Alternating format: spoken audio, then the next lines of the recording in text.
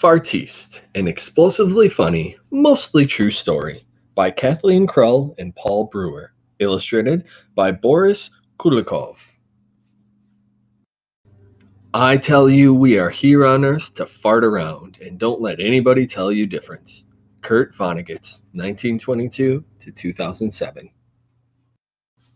Joseph Pujol was a French boy of 8 when he stumbled upon his very best trait while splashing around in the ocean one day not far from his house in the town of Marseille. One minute by chance he was flexing his gut, the next he had sounds coming out of his butt. Joe gasped with a shock, then roared with delight, and soon he was sucking in air day and night. Higher, low, softer, loud, and sweet, even tart, he was honing his skill, the art of the fart.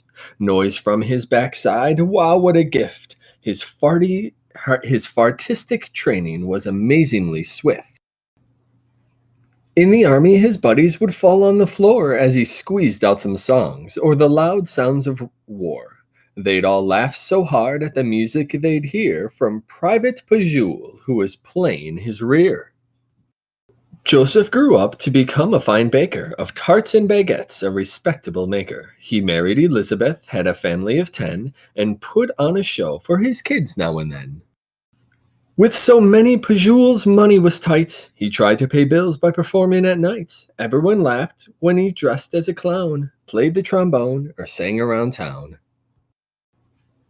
At long last he used a skill no one had. In public on stage he farted, egad! Fashioning music out of the air, blasting out tunes from his own derriere. One day a baker with butter and yeast, and the next, voila, he was Joe, the Fartiste. Joe made his way to the great Moulin Rouge in the city of Paris at a hall that was huge. There Sarah Bernhardt, who was all the rage, earned 8,000 francs every night on the stage.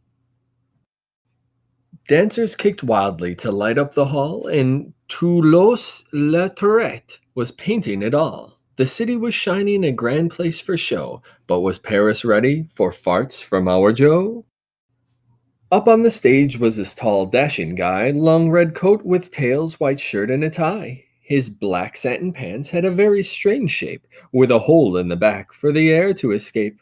Solemn and calm, not a sign of stage fright, Joe fired off noises most impolite, announcing a sound with a face oh so serious, performing it straightaway, mysterious, delirious. He could whisper or sneeze, achoo, gazoon-tight, or boom boom blast off like a gun or dynamite. Animal sounds he'd do like an arf from a dog, a cry from a rooster, a croak from a frog. A bit of Beethoven, a song by Mozart, a Debussy ditty all through a fart. Men chewed their mustaches, keeping straight faces, while women went breathless in corsets with laces. As Joe carried on, there were snickers and wiggles, followed by a chorus of uncontrollable giggles. Finally, shrieks of mirth would be heard. Could you die laughing? He was just so absurd. Nurses were stationed in the aisles to scout. For those laughing so hard, they completely passed out. Joe never stopped adding new sounds to his act, keeping the theater completely jam-packed. The strangest part of his story to tell is that his flatulent actions completely lacked smell. With air in him for seconds, no problem at all, no hint of a scent that would stink up the hall. Presidents came, even a king and a queen, raising their brows, waiting to deem him obscene.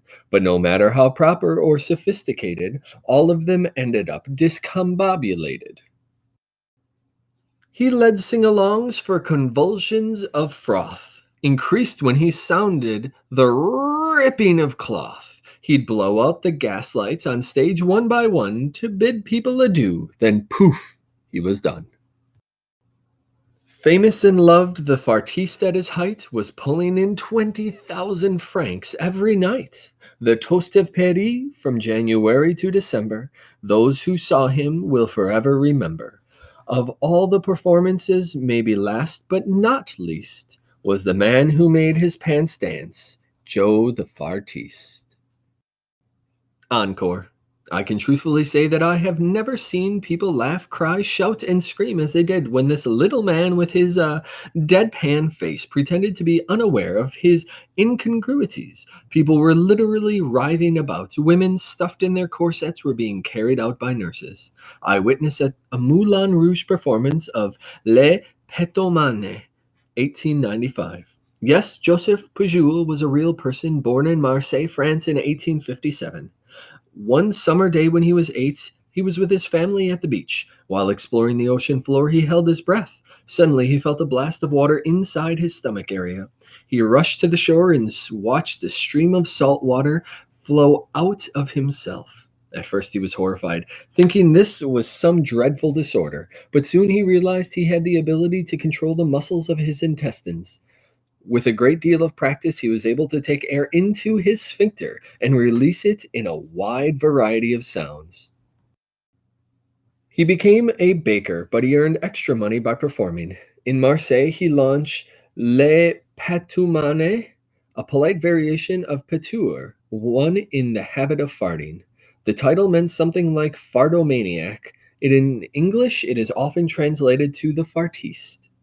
Hardly anyone showed up at his first performance. After the giggles spread through town, the hall he rented above the train tunnel was full every night.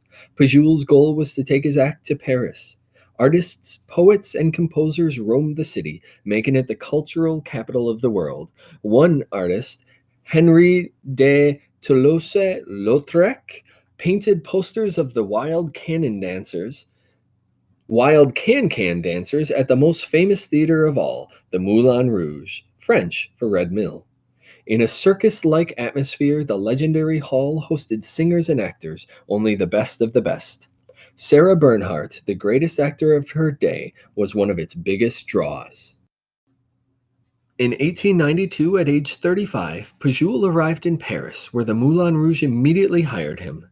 On the day of his first performance, he gazed at the famous giant windmill, lit up with newfangled electric lights, atop the hall. "What a marvelous fan for my act," he joked. That night, in the garden area known as the Elephant, he shared space with an enormous wooden elephant.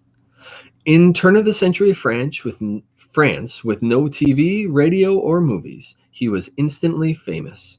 A performer who made farting his entire act. He was purely funny with no political message whatsoever. All levels of Victorian society dissolved into helpless laughter. King Leopold II of Belgium made a point of seeing the show. The Austrian psychiatrist Sigmund Freud kept a portrait of Pujol in his office and spoke of his influence, probably on his theories about anal fixation. The American inventor Thomas Edison filmed a few precious seconds of the show for the Paris exhibition in 1900. French composer Eric Satie, piano player at the Black Cat Bar, was a prankster under Le Pétomane's spell. Pujol hung out in cafes with the Spanish artist Pablo Picasso and other painters, the influential playwright Alfred Jarry, and Toulouse-Lautrec himself. Pujol was able to keep going for years, moving his family into a fancy chalet. He remained devoted to his children, some of whom went on stage as mime artists and magicians.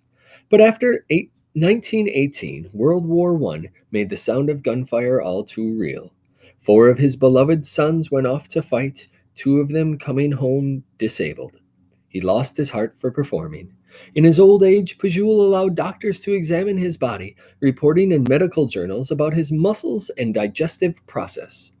He died in 1945 at the age of 88, surrounded by fond grandchildren.